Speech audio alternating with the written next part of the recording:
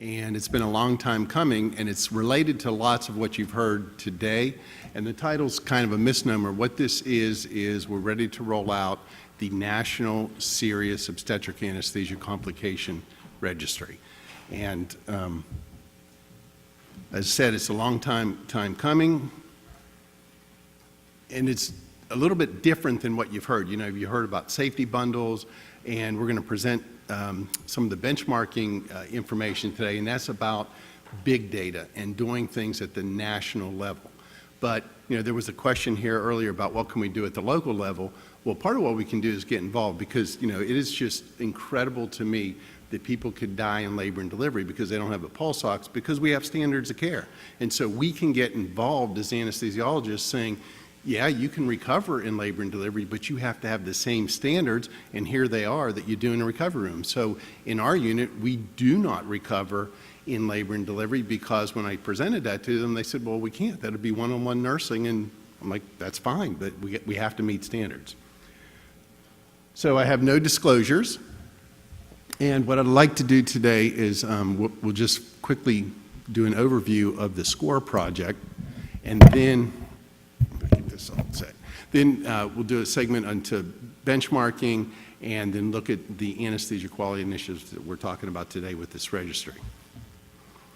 So what was the state of serious complications in 2002? We really didn't have any national obstetric database, and the incidence of serious complications was unknown. And a perfect example of that would be epidural abscesses. If you did a literature search, it could be as frequently as 1 in 2,000 or as infrequently as 1 in 300,000.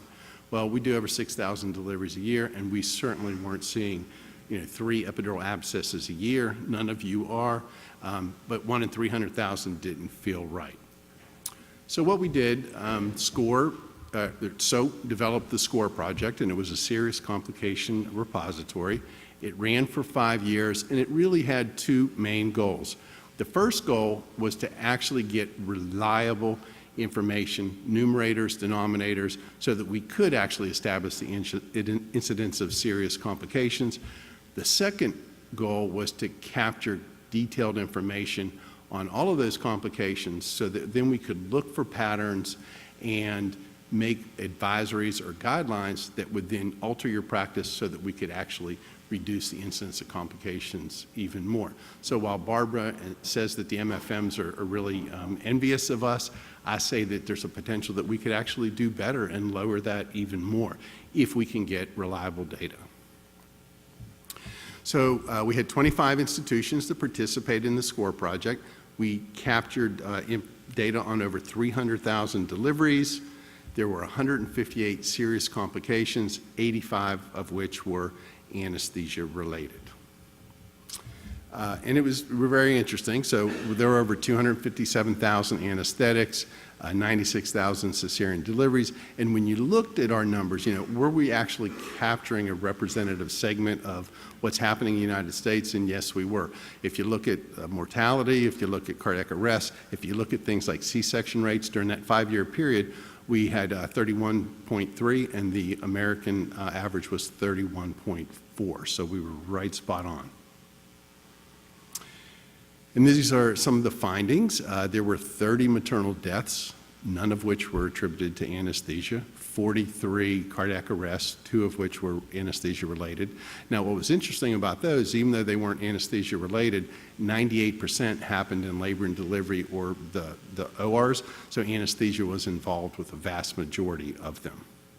The number 1 complication that we did see, which probably isn't a surprise to you, was high spinals. We had 58 of them, and I'll talk a little bit more about those in just a few minutes. And then at the top of the screen, epidural abscesses, 1 in 63,000. And the 95% confidence intervals are in the paper. Now that is a number that is more believable. So when you break down maternal deaths, just like what Barbara alluded to, no surprises here. Hemorrhage, pre-existing cardiac disease were the leading causes.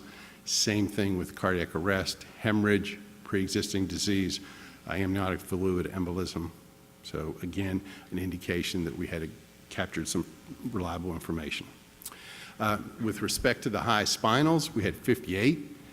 There were 14 unrecognized high spinals. 13 of them happened in labor and delivery, so it happens 1 in every 12,000. So another reason why we need to test these catheters and always be vigilant, because this can happen. Have airway boxes, things like that available, because it can happen. I was a little bit surprised to see that 50% of the high spinals happened with epidurals. I would have predicted it was a lot more with spinals.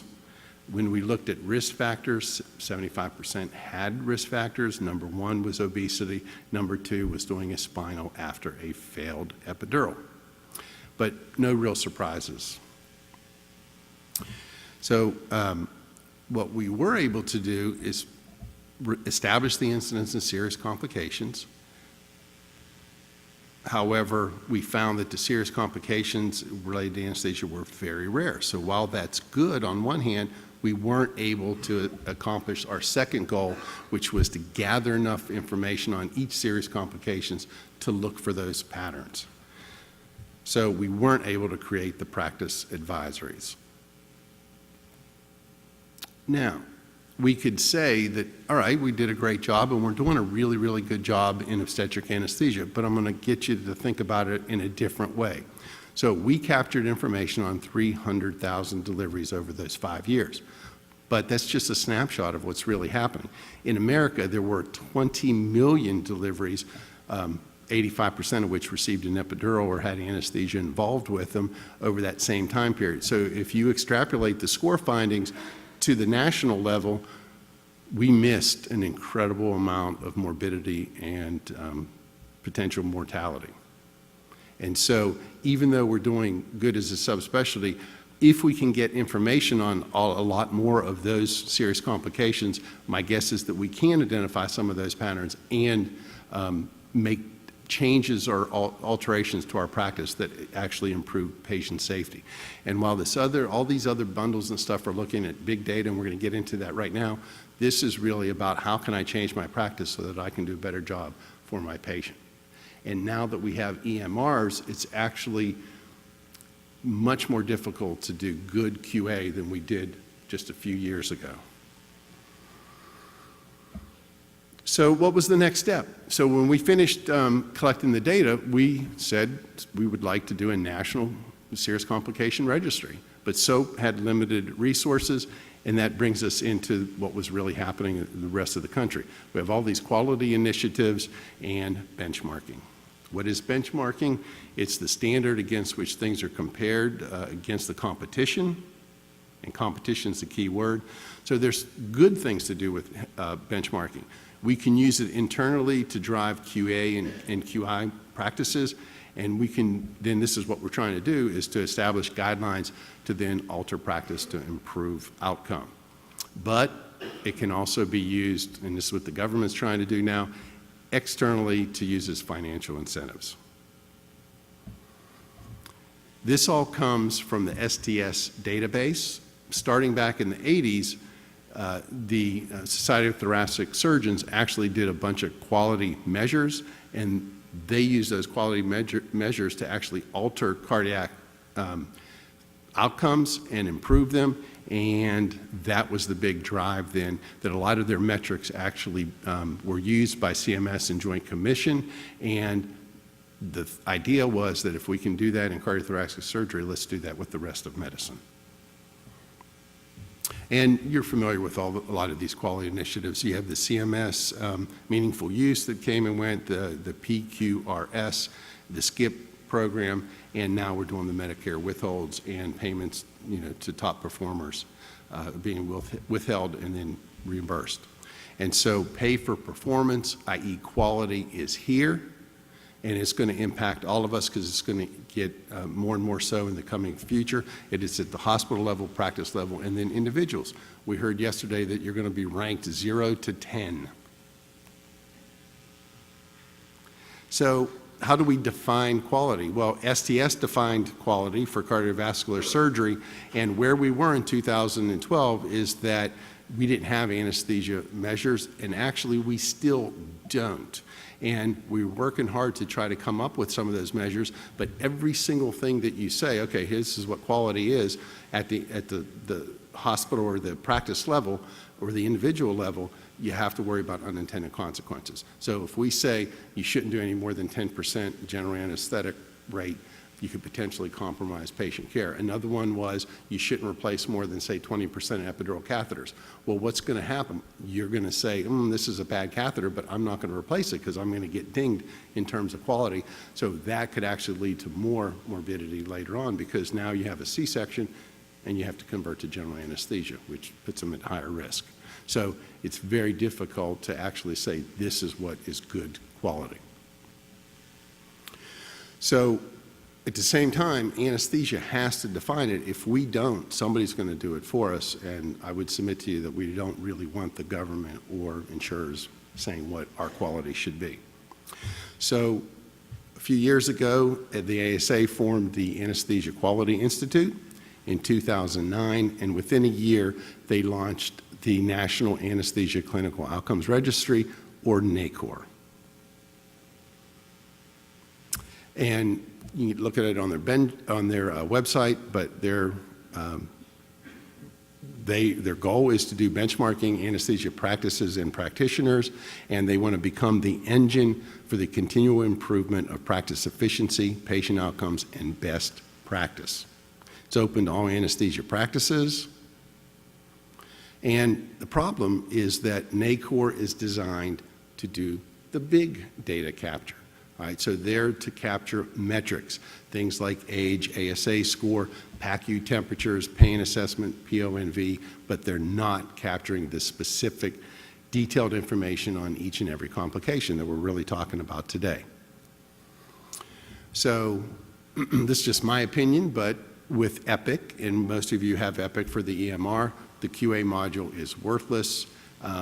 You can get IT to define what the complications are so that you can at least check them off, which is what I want you to get to do, and I'm working with Epic to make that happen, and we'll talk about that here in a few seconds.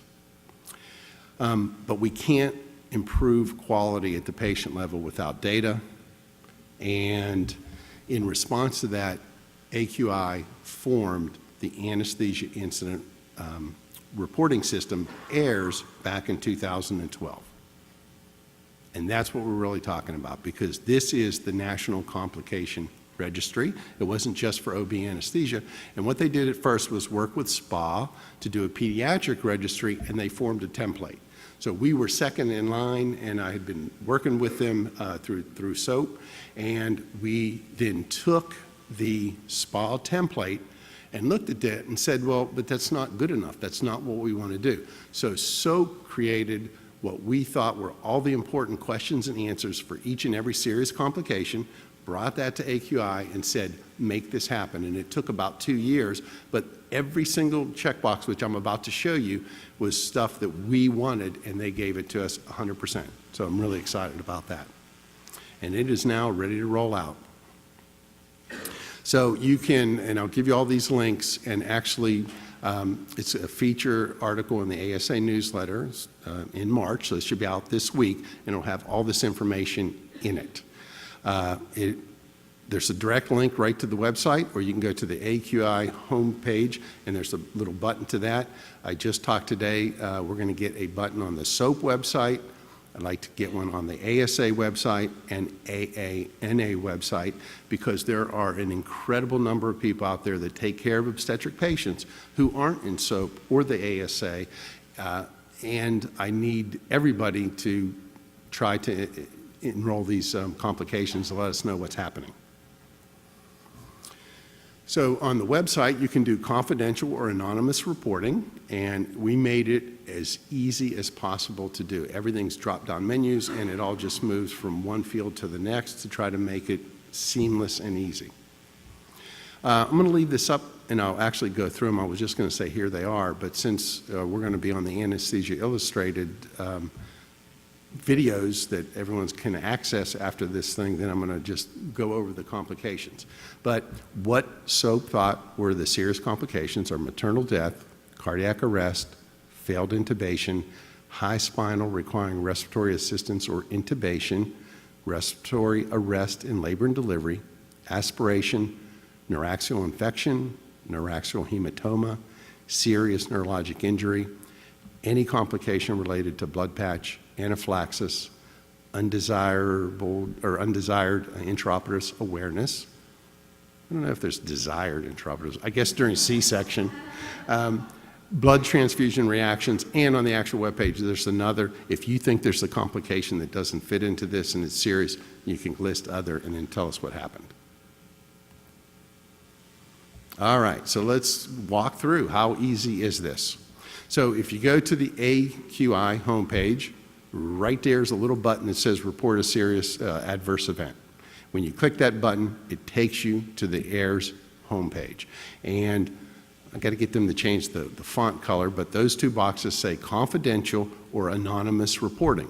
If you click confidential reporting, you'll get to this screen where you can just simply list some information about you, your name, year of birth, male, female. But when you hit next, you'll go right to this page, which is the anonymous page. So just by saying confidential, you only have one extra couple clicks. But you get to this anonymous page, and they are a patient safety organization. There are no patient identifiers that you're going to report, so you don't need to have IRB approval in order to participate in this. And it's all, everything legally has been done because of the patient safety organization status. So when you complete this, and when you say like patient age, it's a range, so you're not saying your specific thing. Same thing with weight, it's a range.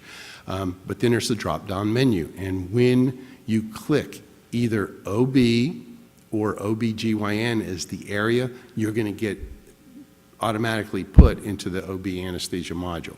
So you click next after you fill this page out, and there's just a couple other things that say, you know, what was it related to, was it an infection, et cetera. And when you click those, you'll go straight to the OB anesthesia complications. There's the 13 that we just previously listed, plus other. And I'll give you a couple examples, but when you click cardiac arrest, the drop-down menus that we created automatically happen. So you'll then just click, you know, what was it related to? So it was related to local anesthetic toxicity, and then you fill out a couple other boxes and say next, and it just leads from one to the other. And apparently from an IT standpoint, even though it seems easy to us, it was pretty complicated to make these boxes work. So here's one, if you look at nerve injury or neuro, and you click on it, and then we say it was a neuroaxial hematoma, and then you can see that we're asking about what kind of catheter did you use, what size was the needle, what was the platelet count if you knew it, how was that related, etc. So when you're done completing the drop-down menus for each one of those complications, it brings you to this page, which says contributing factors, and this is the page where you can do free texting. Tell us as much information as you can that you think will be useful, because that's what we want to look at later, to look for patterns that, that we can then put into practice advisories, and then lessons learned. When you hit next, it'll say, are you sure you want to submit? You say yes, and you go to this page, and it gives you a reference number, and you're done. It was that easy. All right, so we need your help if we're going to achieve the benchmarking goals that we want, which is going to be to reduce anesthesia complications and to make changes in our practices that affect the patient level. Then I need you to practice real QI. And what I ask in the newsletter is to say, look, take down this list of serious complications, post them, and maybe put somebody in your practice who's in charge to always ask, did we have a serious complication? It happens very rarely, 1 in 3,000. So you're probably not going to have very many of these, but when you do, we want to hear about it. And if we could get everybody in the country to know about this and to think about reporting complications, we can get some detailed information on an incredible number of complications that are happening. Even though anesthesia is safe, and even though anesthesia doesn't have many complications, there's a lot because we do a lot of deliveries a year. And C-sections, #1 surgical procedure in America. And these will be in the newsletter, but you report directly to www.aqihq.org. That's where that button will be. The AQIAIRS, AQIAIRS.org. That's the directly to the direct web page to get to the AIRS reporting. and then very soon links on the ASA SOAP web pages, and I'm going to be contacting ANA to try to make that happen. Now, as I said, this is pretty complicated, and I haven't had a chance to go through each and every checkbox. So my guess is that when you do this, there's going to be some problems. If you have problems, you report them to askaqi.asahq or to me, and we'll see if we can't get it fixed.